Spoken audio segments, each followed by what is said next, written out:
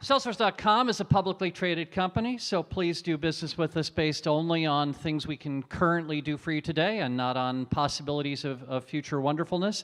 At some point, the sleep-inducing language of the safe harbor statement should be appearing on the slide behind me.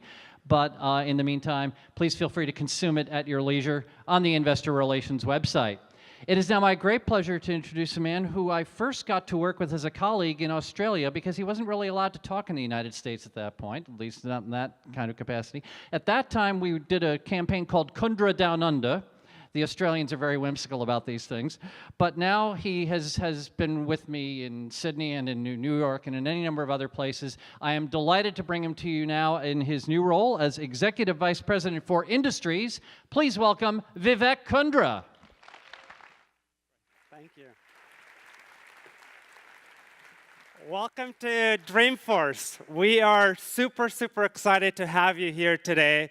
As you know, we have over 130,000 people who've registered, and this is the biggest Dreamforce in the company's history. And we live in amazing times, in consequential times. What we're witnessing is the largest shift in power from the hands of a few to we the people.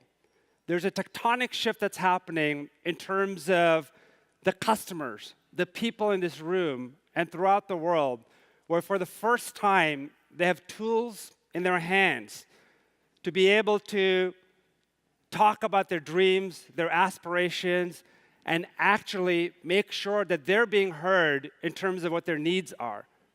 As a matter of fact, CEOs today recognize that the number one thing that they need to focus on after the global financial crisis that we underwent in 2009 is not necessarily purely operational excellence or product development. It's the imperative to increase the focus on customers. And the reason that's so important is because for the first time today, they can actually connect with customers in ways that were structurally impossible in the past.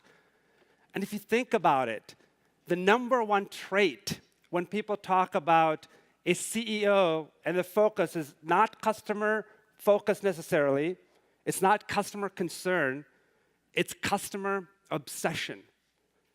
That trait is so important for leaders as we look at the future and as we look at these companies that are being built and industries that are being transformed. And when you look at 88% of these business leaders, what they're talking about is how do they make it a priority to get closer to their customers. And with social and mobile and cloud, for the first time, you have the ability to fundamentally change the way you connect with your customers, your employees, your partners, and also your products.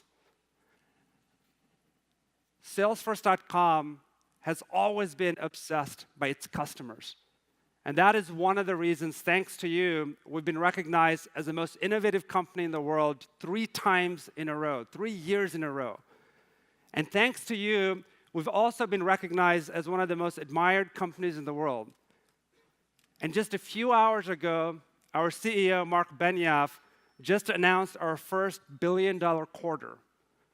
That billion-dollar quarter was made possible because of the customers in this room and the success of all of you in this room. But Salesforce.com wasn't just about a new business model or a new technology model. It was also about a fundamentally new philanthropic model. When Mark Benioff founded this company, one of the things he did is he hardwired into the DNA of the company a focus on philanthropy. 1% of the equity, 1% of the product, and 1% of the time of every employee in the company has been devoted to philanthropic causes.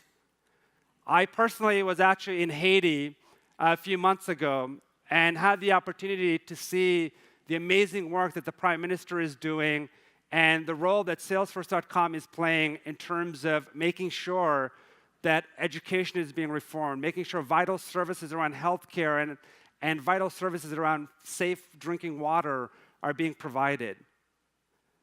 But what is also exciting is the times that all of us live in today. If you think about this third wave of computing, and you go back to the 1960s, it was very much about mainframes and mini computers and SNAs and terminals. And then you moved to the 1980s, and you saw this massive revolution around client-server environments, around LANs and WANs, and you saw the rise of desktops. But today, when we talk about this third wave of computing, it's about billions of products that are being connected to people, billions of products that are able to communicate with each other, devices that are able to actually help monitor everything from your health, so that your healthcare is no longer about going to the doctor once a year, but you can do it on a real-time basis and instrument your healthcare delivery. When you think about your thermostat, it knows whether you're at home or not and can actually adjust to the amount of energy that's being dispensed to make a better world. When you think about even a car, the ability to click a button and actually have a car show up based on where you're standing, phenomenal changes are underway. But cloud has made this possible, because without cloud computing, you wouldn't be able to connect these billions of devices. The limitations of the mainframe and mini computer era has been overcome, and you're seeing this $111 billion industry that's being formed. We're also seeing phenomenal changes because of social. In the aggregate, 4.5 billion people around the world are able to connect in ways that were not possible before.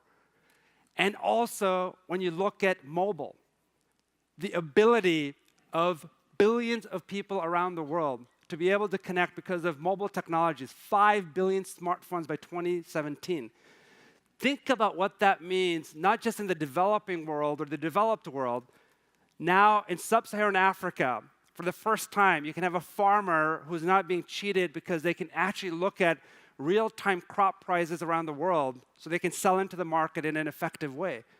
Or think about what this means in the context of education, fundamentally transforming the way education works. Everything is being changed, and inside everything is an app. The mobile device has now become the dashboard to our lives. And what's exciting about that is that for the first time, companies can put people at the heart of their operations. Behind every app is a person. And every person is talking about what their dreams and aspirations and grievances are. And unfortunately, when you think about the challenges that we faced, most companies actually don't know their customers. 66% of companies actually lack an in-depth understanding of who their customers are. And study after study proves that most customers will pay more money, 70% of them, for a better customer experience. And 2/3 of the customers are looking to the future, and what they're realizing is that majority of the companies are not prepared for this future. They don't know what to do when it comes to social and mobile, and how they can actually move forward and welcome their customers to this new future. That is why we're here today. What we want to talk about is how companies are transforming and showing us the future when it comes to connecting with their customers, with their employees, with their partners, and with their products. What I want to do now is share with you our vision of that future.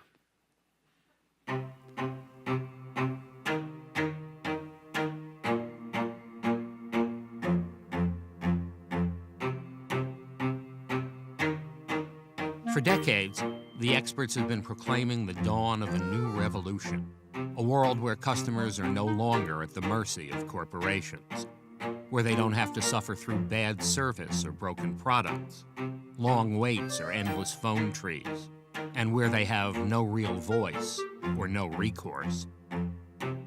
Until now, it's been a hollow proclamation.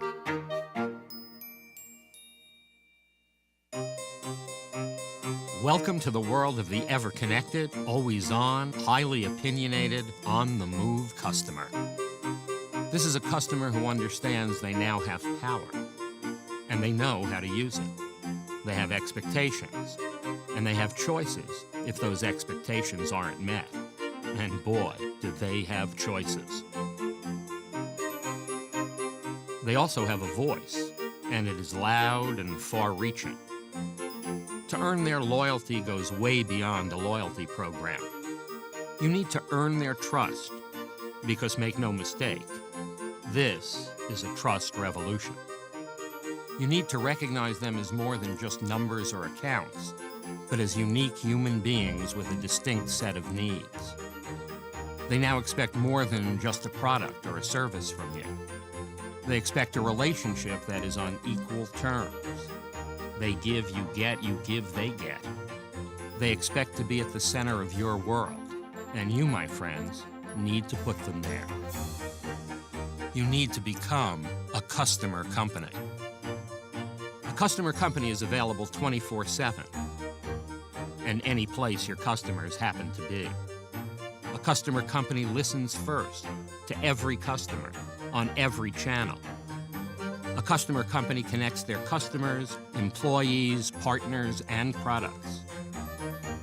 Customer companies know the conversation never stops. They're grateful for your business and show it.